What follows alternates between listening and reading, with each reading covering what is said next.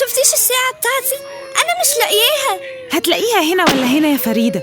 ماما أنا بجد بحب الساعة دي قوي، وهزعل قوي لو ضاعت. أختك بس تهدى وندور عليها في أوضتك. ما أنا دورت وما لقيتهاش. ولو أنا دورت ولقيتها؟ يوسف، حمد لله على السلامة يا حبيبي. يوسف، يا يوسف أنا بكلمك.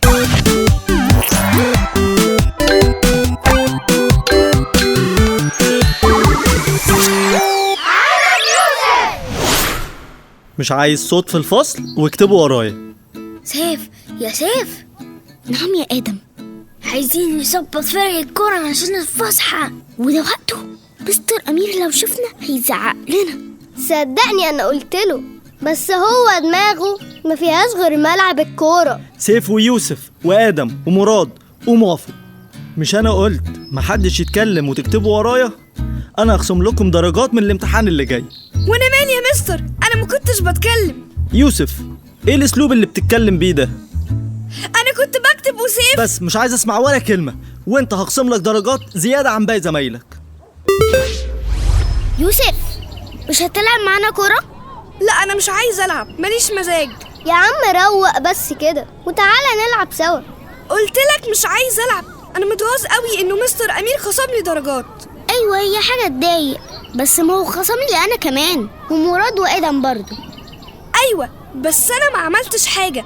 أنت ومراد وآدم اللي كنتوا بتتكلموا. أنت فعلا ما اتكلمتش معانا، بس يمكن عشان كلمته بطريقة مش حلوة. هو أنت كمان هتتكلم عن طريقتي؟ أصلا أنت السبب إنه مستر أمير يخصم لي درجات.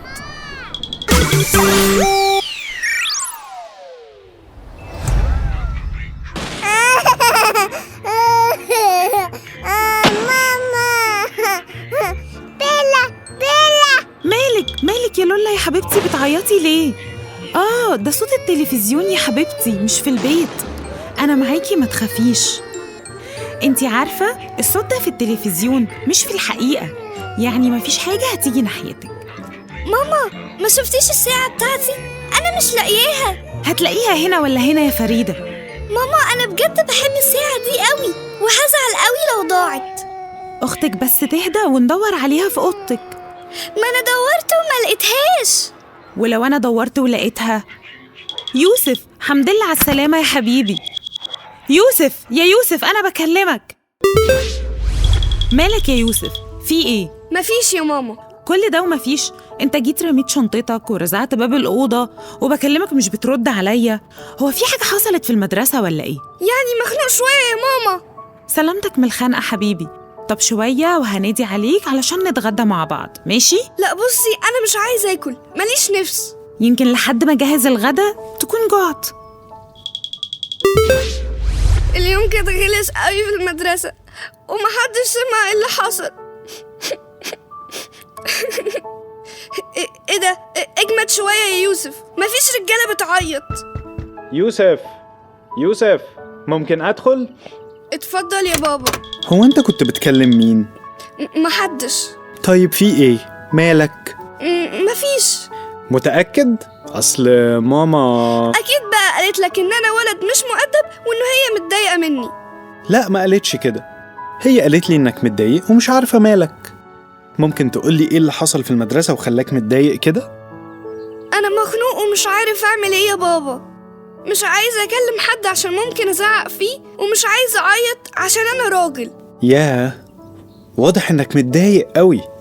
بس على فكرة من حقك تعيط عادي، الرجالة ينفع تعيط لأنهم بشر، ودي حاجة ربنا اداها لنا نعبر بيها عن مشاعرنا، مش حاجة غلط ولا حاجة عيب. يعني أنت بتعيط؟ يوه كتير. أهم حاجة إنك تكون بتتكلم وتعيط قدام حد بيحترمك ويسمعك كويس. ها، مش هتقولي بقى مالك؟ أنا مش عايزة أتكلم يا بابا. طيب بص، أنا معايا لعبة جديدة، تعالى نلعب أنا وإنت وفريدة لحد ما ماما تخلص الغدا. ماشي. إيه اللعبة دي يا بابا؟ دي مش أونو ولا كوتشينة. أيوة دي شكلها غريب وكمان عليها كلمات. خايف، فخور. دي اسمها كروت المشاعر. ومين بيكسب فيها؟ كلنا. إزاي؟ كل حد فينا هيختار كلمة بتعبر عن اللي حاسس بيه دلوقتي ويقول لنا حاسس بكده ليه. طيب ما تلعب انت دور عشان افهم اكتر. اوكي.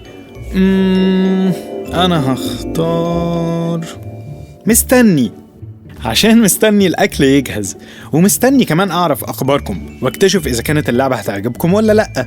ها، دورك يا يوسف. ايوه انا حاسس اني شبه الوش غضبان. وايه اللي حصل خلاك غضبان يا يوسف؟ مستر امير قال مش عايز صوت، بس سيف وادم ومراد كانوا بيتكلموا وانا كنت بكتب وراه ساكت، بس المستر افتكر ان انا بتكلم معاهم فزعق لي وخصم لي درجات كمان. فانت غضبان علشان حسيت بالظلم، ودي حاجة تضايق فعلا. انا لو كنت مكانك كنت هتضايق. مش بس كده، انا كمان لما جيت اشرح لمستر امير خصم لي درجات زيادة. طب وشرحت له ازاي؟ قلت له انا مالي يا مستر، انا ما كنتش بتكلم. واكيد بقى صوتك عالي. هو عالي شوية يعني. انت من حقك تغضب علشان حسيت بالظلم، لكن انت عبرت عن غضبك بطريقة مش صح وزعقت وانت بتكلم المستر. طب المفروض كنت اتصرف ازاي؟ في الاول انت محتاج تهدى شوية وتفكر، علشان لما انت بتكون متغاظ مش بتعرف توصل رأيك بشكل سليم، وتتكلم بهدوء مع المستر بعد الحصة. ومن رأيي انك تروح تعتذر له. اعتذر له؟ لا طبعا، ده ظلمني وخصم لي درجات. وده اللي انا عايزك تعمله، انك تروح وتشرح له ان انت ما كنتش بتتكلم مع حد، وبعد ما تعتذر له تقول له انك ما كنتش بتتكلم وانك كنت مركز في الشرح. ما انا حاولت اقول له بس هو ما سمعنيش. وهو ما سمعكش علشان اللي كنت بتقوله ولا علشان الطريقة كان فيها زعيق؟ تقريبا عشان كنت بزعق. طيب يبقى تعتذر له عن الزعيق. وبعد ما تعتذر له تقول له انك ما كنتش بتتكلم وانك كنت مركز في الشرح.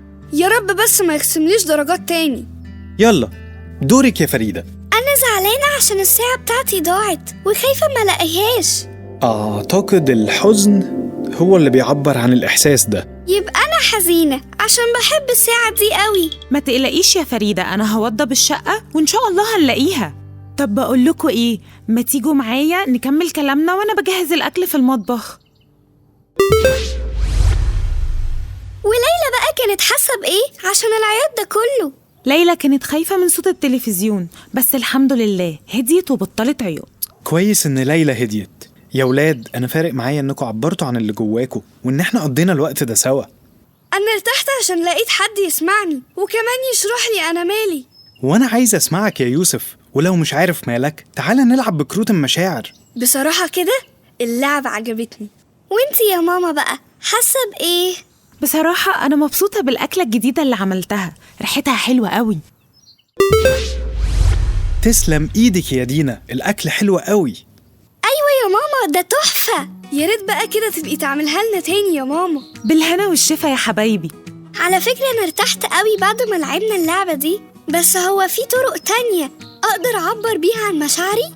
في طرق كتير منها العياط. أوقات العياط بيريح، وليلى علشان صغيرة بتعبر عن كل حاجة بتضايقها بالعياط لحد ما تكبر زيكم كده يا حلوين وتعرف تقول مشاعرها. ومش بس كده، كمان واحنا بنصلي وبندعي لربنا ممكن نقوله على مشاعرنا وكل اللي احنا حاسين بيه، او اننا نحكي ونتكلم مع حد بنحبه زي ما حصل من شوية. طب لو مش قادر اتكلم او مفيش حد فاضي يسمعني؟ ربنا موجود طول الوقت ويقدر يسمعك حتى لو مفيش حد يسمعك. انا ساعات كتير بعمل كده وفعلا بحس براحة بعديها واقدر اخد قرار بشكل افضل. وممكن كمان ترسم او تكتب او تلعب رياضة او حتى تطلع تجري. حلوة فكرة الرسم دي. أنا هجيب كراسة وهرسم فيها اللي أنا حاساه. وانا اوقات كتيرة بطلع مشاعري بالكتابة واكتب كل اللي حاسس بيه وحتى الحاجات اللي مش قادر احكيها لحد. بابا بجد شكرا عشان سمعتني، وبكرة أنا هعتذر لمستر أمير زي ما اتفقنا. إيه ده؟ الساعة أهي، الحمد لله إني لقيتها. يا ماما أنا لقيت الساعة. بجد؟ كويس قوي. لقيتيها فين؟ لقيتها على حوض الحمام. أنا بعد كده هقلع الساعة في أوضتي عشان منساش مكانها تاني. قوليلي بقى يا ماما، في فاكهة إيه النهاردة؟